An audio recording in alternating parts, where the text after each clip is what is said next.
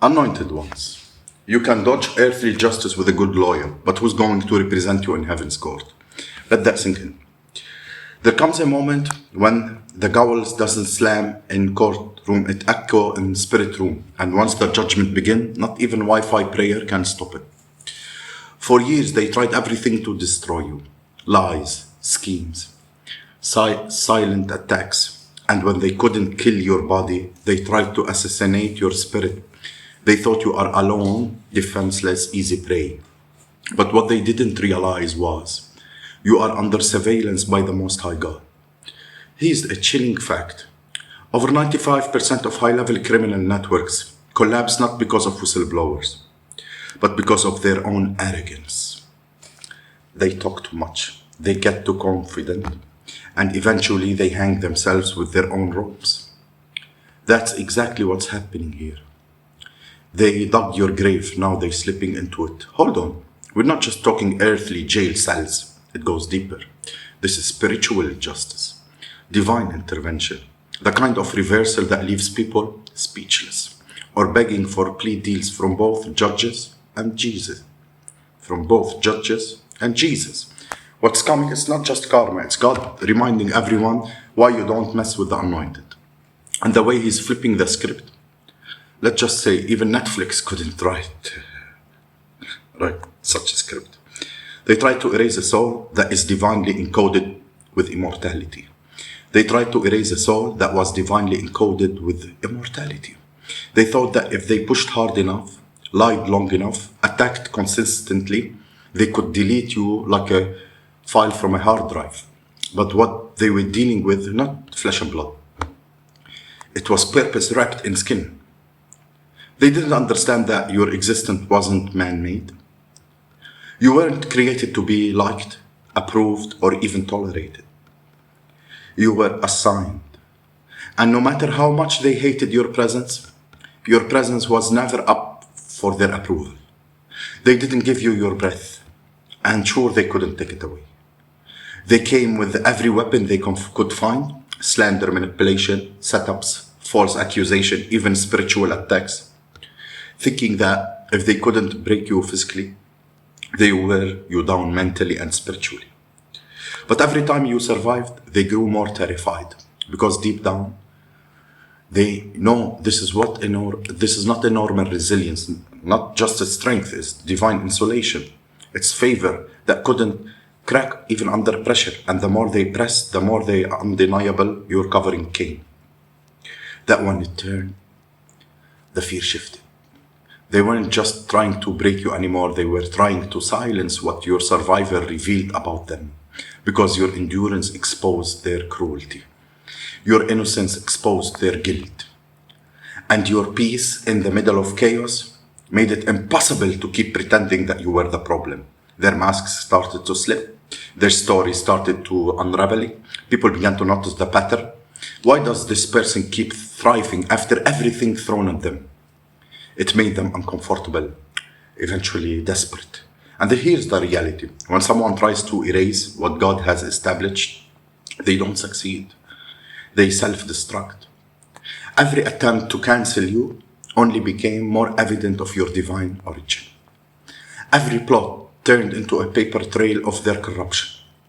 They didn't stop. They documented themselves, and now, judgment caught up, realizing too late they were never fighting you. They were fighting the one who sent you. And that kind of war doesn't end with warnings, it ends with justice. They couldn't take your life, but the one who gave it to you can take theirs in an instant. And no apology will undo the sentence. You were the test, and their response was spiritual treason. You were never just another face in the crowd.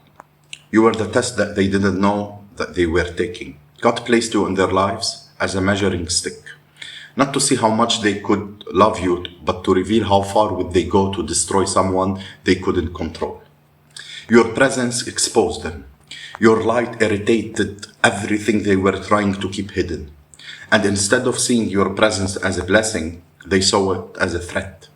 That's when the masks slipped. That's when the real characters started to show. They didn't just fail the test, They violated it. They crossed lines that they can't uncross. They touched what was sacred, thinking they were dealing with another ordinary person, but they weren't messing with a regular human being. You were a divine setup, a mirror, a trigger, a wake-up call.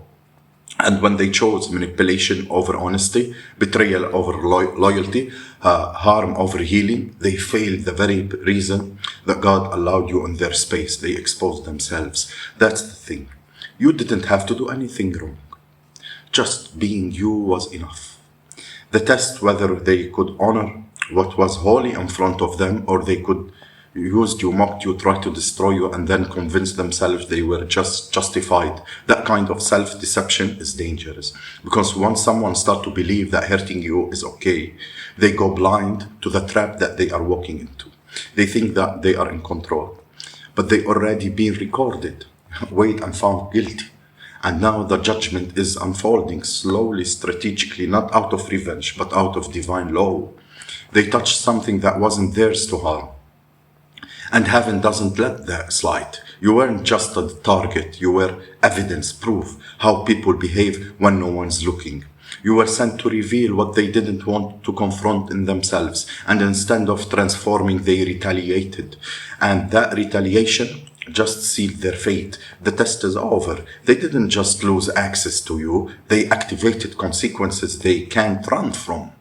Because when you fail at a divine test to try to destroy the very person that is sent to help you evolve, you don't just lose blessings at this. You will face judgment, and it's already begun.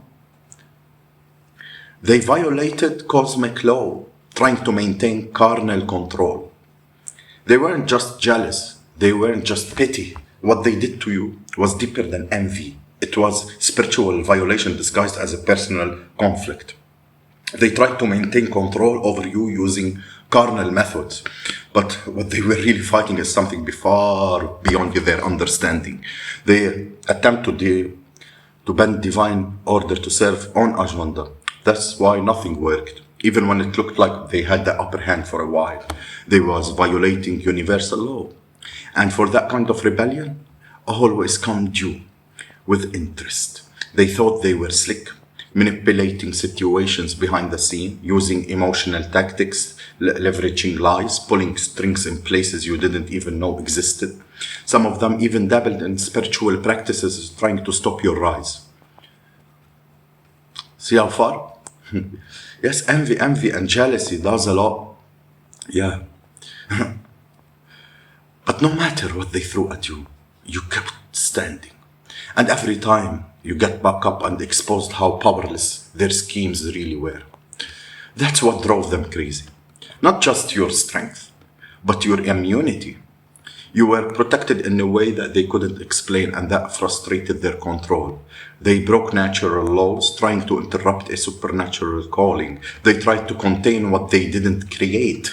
And when people play God without divine authority, thinking things will start to break within. What they call strategy was actually self-destruction. They kept pushing because they couldn't stand the fact that someone like you, someone they thought that was beneath them, was actually a chosen. But spiritual elevation doesn't need their permission. And that's what they couldn't swallow. Well, now they're reaping what they sow, not because you cursed them or wished bad on them, because divine law doesn't sleep, it doesn't get bribed, doesn't miss anything. The same forces that's challenged is collecting their wills. Their attempts to control you only revealed how out of their control they really are. And now everything they used to block your path is being used as an evidence against them. You weren't fighting back, but heaven was. And heaven doesn't lose battles. It writes history.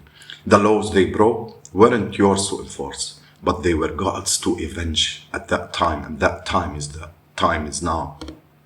They thought if they couldn't kill you physically, they could assassinate your destiny. They were obsessed with your downfall, but they couldn't touch your body, so they went after your purpose. They thought if they couldn't end your life, they at least paralyze your future. They try to destroy your reputation and attack your name, isolate you from your support and dreams and hope. They whispered lies behind closed doors, played victim in public, and sowed seeds of confusion where your name, wherever your name came up. But they misunderstood something critical. Destiny doesn't die from slander, and purpose doesn't vanish because of people are uncomfortable with your power. They weren't just trying to hurt you, they were trying to rob the world of what you are born to be and give. That's why the attacks were relentless. They couldn't stand the thought of your voice being heard, your influence growing, or your light exposing their darkness.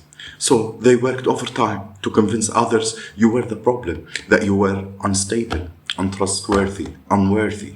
But every lie they told added more weight to their own downfall. What they didn't realize that your destiny wasn't fragile, it was fortified. Every time they tried to assassinate it, they accidentally fertilized it. Every lie make it louder. Every betrayal that you make you bolder. Every setup become a part of a setup. And while they're digging pit after pit, trying to bury your calling, they were actually building the blueprint for for their own exposure. And now their pit have turned to prison cell. The very energy they sent to trap you is closing on them. They tried to spiritually isolate you, label you, sabotage your name. But all they did was created a trail of evidence that cannot be ignored.